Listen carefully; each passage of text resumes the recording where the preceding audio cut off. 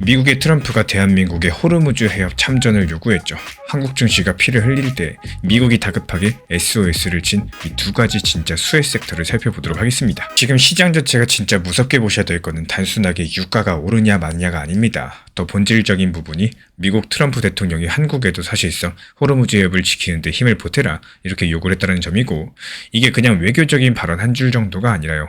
한국이 이제 중동 전쟁의 바깥에만 서 있기 어려워졌다는 이런 신호로서 해석해 볼 수가 있겠습니다. 실제 트럼프 측에서는 한국을 포함한 여러 가지 나라에 해협을 열려있고 또 안전하게 유지하기 위해서 군함을 보내라고 요청을 했고요.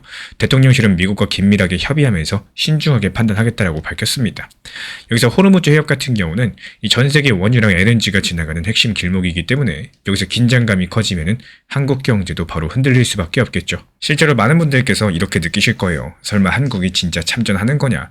정확히 말하자면은 아직까지 결정된 건 없습니다. 그리고 이번 요구가 지상군을 보내라는 얘기랑은 결이 달라요. 하지만 가볍게 볼 수도 없습니다. 왜냐면 지금은 명백하게 전시 상황이기 때문인 거고, 2020년도에 이 청해부대 작전 구역을 넓혀가지고 독자 작전 형태로서 대응한 전례가 있었지만요. 이번에는 정부 안팎에서 이 국회 동의가 새로 필요할 수 있다, 이런 관측까지도 나오고 있습니다. 쉽게 말씀드려서 이번에 그냥 선박 보호 정도로만 포장하기는 어려운 분위기라는 거죠. 한국이 배를 보내는 순간 국내에선 사실상 참전 압박으로 읽힐 가능성이 커졌다는 뜻이겠습니다. 그러면 시작은 여기서 뭘 먼저 볼까요? 저는 이번 장에서 돈이 가장 먼저 반응할 수 있는 곳이 두 군데라고 봅니다. 첫 번째는 K조선인데, 여기서 중요한 거는 과장하면 안 된다는 거예요. 지금 당장 한국이 미국의 군함을 대신 만들어준다, 이런 식으로 가시면 안 되는 거고, 미국 규정은 건조랑 정비를 다르게 봅니다.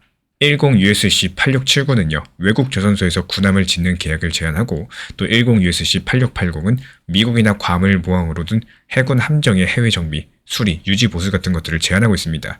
그래서 지금 현실적으로 먼저 열려있는 기회는 신규 건조보다도 MRO, 즉 유지 보수 정비 쪽인데요. 그리고 이 지점에서 시장이 하나오션이라거나 HD 현대중공업, HJ중공업 여러 가지 이름을 보는 이유들이 생깁니다. 이 회사들 같은 경우에 이미 미국 해군 MRO 사업에 참여할 수 있는 MSRA를 확보했거나 또 실제 사업에 들어간 곳들이기 때문에 하나오션은 2024년 MSRA를 확보했고요.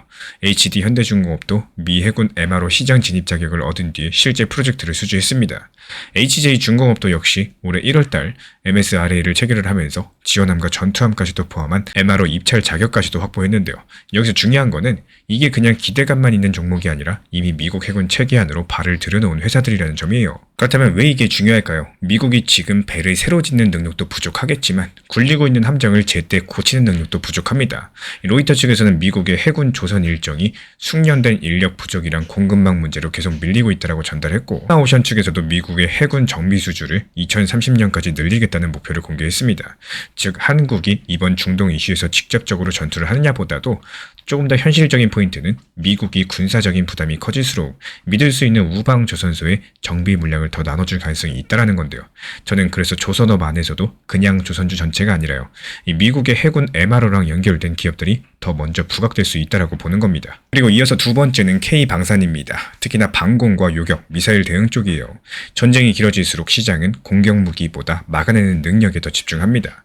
최근에 지정학적 긴장감이 커지는 환경에서요, 로이터 측에서 아시아 방산주가 수혜 후보가 될 수 있다고 짚었고, 파이낸셜 타임즈는 한국의 천궁2 체계가 실전 성과를 바탕으로서 주목받으면서 LIG 넥스원이 크게 뛰었다고 전달했습니다. 그래서 이번 이슈를 봤을 때 시장이 보는 대표 축은요, 이 조선 MRO랑 방공 체계라고 정리하시면 훨씬 더 깔끔하겠습니다. 대표적인 관찰주는 조선 쪽의 하나오션, HD 현대중공업, 그리고 HJ중공업과 방산 쪽의 LIG 넥스원, 하나에어로스페이스, 이 정도로 압축이 가능한데요.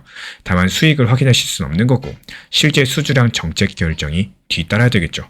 반대로 조심해서 봐야 될 것도 있겠습니다. 이건 한국 전체 증시에 마냥 좋은 뉴스는 아닌데요. 한국 정부가 이미 유류 가격 상한제까지도 검토할 정도로 에너지 충격을 예의주시하고 있다는 건요, 그만큼 나라 전체로 봤을 때 부담이 크다는 뜻입니다.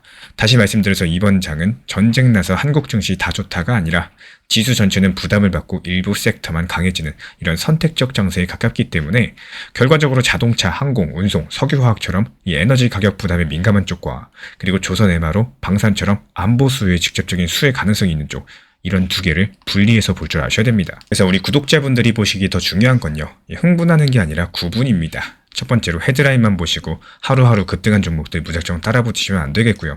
두 번째로 미국과 실제 계약 구조가 있는 기업인지 아니면 그냥 전쟁 관련이라는 이유로 묶이는 종목인지 반드시 구분하셔야 됩니다. 세 번째로 이제 한국이 미국의 군함도 다 만든다. 이런 과장된 해석은 버리셔야 되겠죠. 현실적으로 봤을 때 건조보다는 정비가 먼저고요.